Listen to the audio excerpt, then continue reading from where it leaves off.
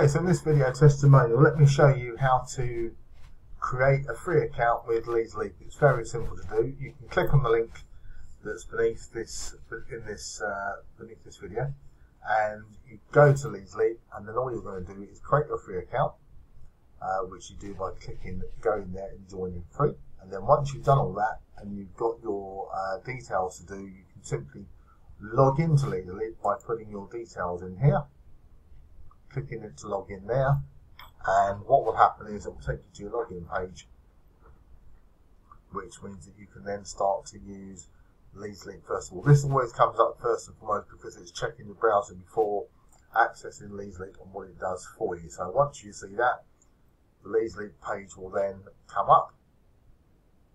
There it comes there. Log in, and then it will take you inside to the login page, to the inside to your dashboard there, and then that's how you create your free Leadsleap account.